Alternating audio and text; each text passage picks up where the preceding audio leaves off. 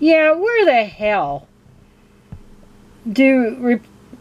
hell does the Republican Party find these damn weirdos that and somehow these weirdos get elected? The U.S. Senate is kind of a fucked up body, always has been, probably always will be, because they have all these arcane rules and procedures and legislation that really needs to be passed can be hijacked by a single individual. And so there was this bill that was being proposed that would give pregnant women, not, quit calling them pregnant workers, they're pregnant women, workers. Basic protections is now being held up by a lone Republican senator, this dude from North Carolina named Tom Tillis. According to Tillis, this bill is akin, which would ensure pregnant workers receive accommodations like water bottles, stools, and bathroom breaks. It's akin to government-funded abortions on demand. Oh my God. Anything to throw a bone at these dominionist idiots that think women don't really belong in the labor force in the first place. Anything to just screw it up and pander to them. Anyway, he throws up his qualifications for his objection. As the husband of a wife who had 2 children while she was working, and the grandfather of 2 grandchildren with a daughter who's a nurse, I absolutely want to make sure those reasonable accommodations are accounted for. Well, then you should have voted for it. However, in its current form, this legislation before us would give federal bureaucrats at the EEOC authority to mandate that employers nationwide provide accommodations such as leave to obtain abortions on demand under the guise of pregnancy-related conditions. Oh, fuck. Yeah, it's not in the bill.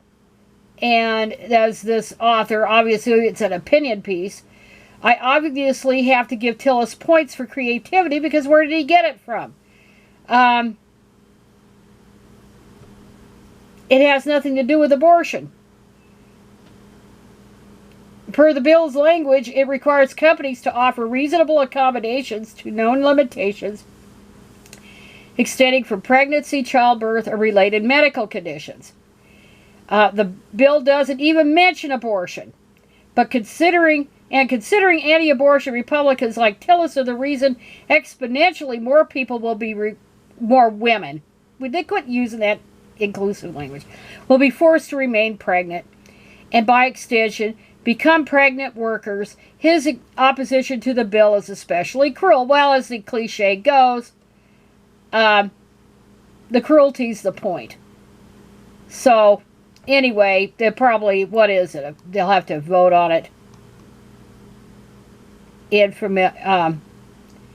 individually. So, anyway, that was that. So, where the hell they find these goddamn idiots? I don't know. And then, Mandy Marcotte really should find another line of work. She was never much of a blogger way back in the day, and her articles almost always sell women down the river. And nobody is obsessed with harassing drag shows. Nobody is. What you need to understand is why you, Mandy, and your ilk support inappropriate entertainment for minor children, for little kids. The onus is on you. What you want to do is try to divert the issue. The issue is not who is opposing or who is opposing this. It is why they're opposing it. Why do you support it? Why do you support deviant behavior being foisted on little kids? Why do you think woman face is acceptable? It's an acceptable performance, but blackface isn't. And as I said in my previous video, these people would be ready to absolutely take to the streets if there was a blackface story hour being promoted in libraries and in schools, and readings of Little Black Sambo and other noted racist books from the point of view of the 21st century. Where would she be? She'd be out protesting against it. No more diversion, Mandy. No more diversion. You explain why you think it's okay for these men to put their perversions on little kids. You want to pander to the gay male crowd. I get it. But there's a large chunk of that gay male crowd who hates women just as much as many straight men do. And this is an act of hate towards women. And really, drag has no place in our society. And it definitely doesn't have any place in schools, libraries, and in the general society. If they're going to have a place, they have the gay bars, they have all that stuff. Their own venues. Anyway, so there was that.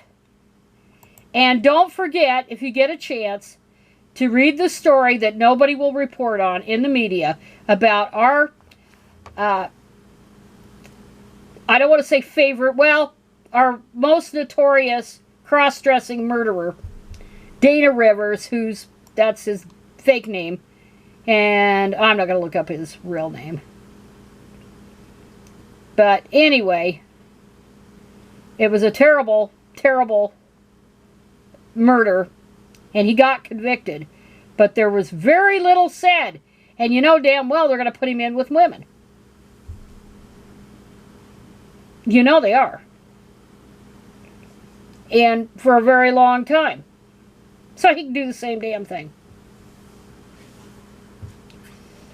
And this is the thing. This is why somebody like Gavin Newsom should never even think of running for president, ever.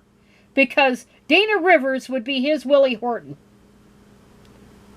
And that would be the end of him. Because it's true.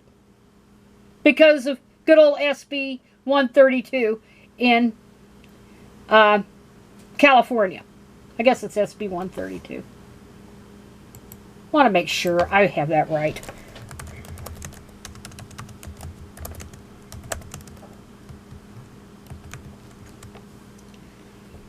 Yeah, SB 132. Yeah. So, Gavin better forget it.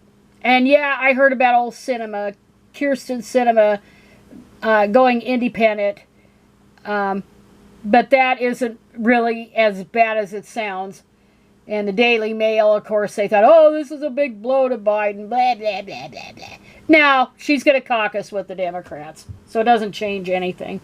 She was just trying to guarantee that she could get reelected in 2024 and wanted to ward off a Democratic challenger in the primaries. So anyway, that is all I'm going to say about that. So there's a lot of outrages in the world. Still more. It seems like that just in time for Christmas. They are the gifts that keep coming. So that's it.